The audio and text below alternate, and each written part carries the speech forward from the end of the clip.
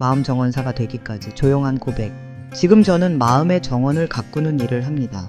불안과 공황, 스트레스로 무너진 분들이 다시 일어설 수 있도록 돕는 일을 하고 있습니다. 그런데 사실 저의 시작은 전혀 다른 길이었습니다.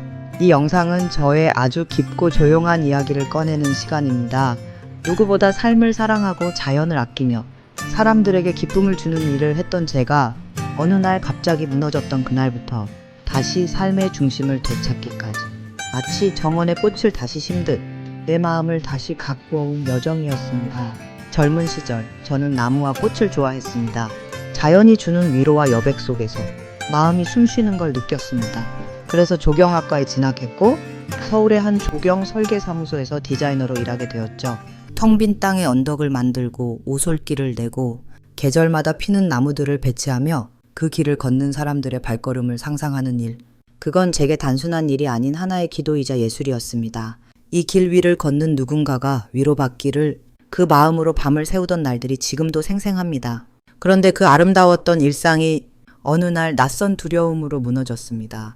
아무도 몰랐던 공황의 시작. 20대 중반 어느 날이었습니다. 늘 바쁜 프로젝트 일정으로 밤샘을 반복하던 중 사무실 책상에 앉아 도면을 그리던 저는 갑자기 숨이 턱 막히는 느낌을 받았습니다. 심장은 미친 듯이 뛰고 손은 떨려 펜을 놓쳤고 머릿속은 지금 내가 죽는 걸까 하는 공포로 가득 찼습니다. 공황 발작이었습니다. 그때는 그런 용어조차 몰랐습니다. 병원을 찾아가도 스트레스 때문일 겁니다. 라는 말뿐 가벼운 약 한 알, 그게 전부였습니다. 더 아픈 건 주변 사람들의 반응이었습니다. 그냥 피곤한 거야. 그 정도는 누구나 겪어.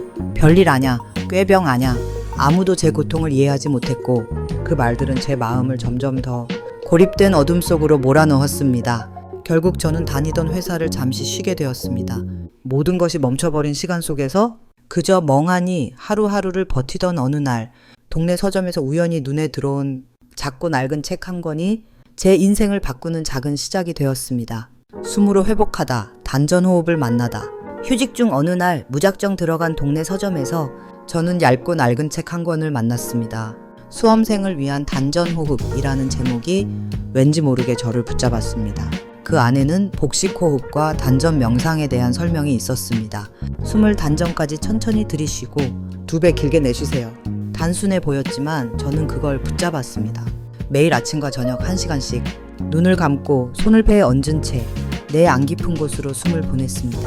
처음엔 잡생각만 들었고 내 숨소리가 낯설게 느껴졌지만 며칠, 몇 주가 지나며 가슴속에 묵직한 돌덩이가 조금씩 녹아내리는 걸 느꼈습니다.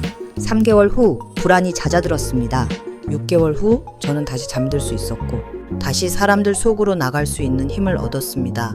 하지만 회복은 한 번의 호흡으로 끝나지 않았습니다. 삶이 다시 바빠지고 몸이 지치자 또다시 어둠은 조용히 천천히 다가왔습니다. 다음 편에서는 다시 무너졌던 순간 그리고 새로운 전환점이 된 어느 날의 이야기로 이어갑니다. 다시 무너지고 다시 숨쉬다. 복직 후의 삶은 여전히 빠르게 흘렀습니다. 야근과 불규칙한 식사, 가쁜 숨과 차가운 불안이 조금씩 제 삶을 다시 잠식해 갔습니다. 어느 겨울 아침 지하철을 타러 가던 길, 사람들로 꽉 찬 플랫폼에서 갑자기 숨이 막히기 시작했습니다. 심장은 터질 듯 뛰고 시야는 흐려졌고 발은 바닥에 붙은 듯 움직이지 않았습니다. 다시 시작된 건가? 절망이 밀려들던 그 순간 전봇대에 붙은 A4 용지 하나가 눈에 들어왔습니다. 단전호흡 수련생 모집. 희망인지 절박함인지 모르겠지만 저는 바로 전화를 걸었습니다. 며칠 후 저는 단전호흡 집중 수련에 참여했습니다. 7일 동안 매일 6시간씩 숨을 고르고 몸의 감각을 느끼고 울고 웃으며 제 안의 흐름을 회복해 갔습니다. 수련이 끝난 후 어지럼증이 사라졌고 3개월 후엔 다시 지하철을 탈 수 있었습니다. 그때 처음으로 이런 생각이 들었습니다. 나는 나를 돌볼 수 있구나. 그리고 그 믿음은 제 인생을 바꾸는 씨앗이 되었습니다. 작은 실천이 만드는 기적. 저는 매일 아침 30분 호흡하면서 걷기 운동과 그리고 아침과 저녁 하루 2번 이완 호흡을 20분씩 실천했습니다. 가벼운 스트레칭으로 몸을 풀고 에너지 명상으로 내면의 평화를 다졌습니다.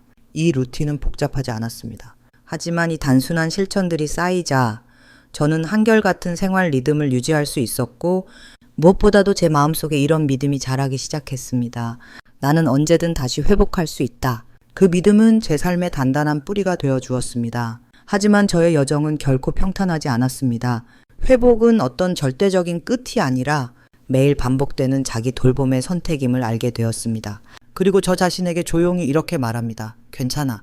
지금 숨 쉬고 있으니까 괜찮아. 그 짧은 한마디는 마치 마음속 정원의 나무 아래에서 쉬는 것처럼 제게 조용한 안정을 되찾게 해줍니다. 불안과 공황은 결코 영원한 그림자가 아닙니다.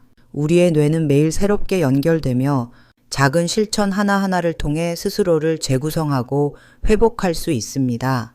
회복의 첫걸음을 내디딘 당신께 불안과 공황, 스트레스는 단순한 감정이 아닙니다.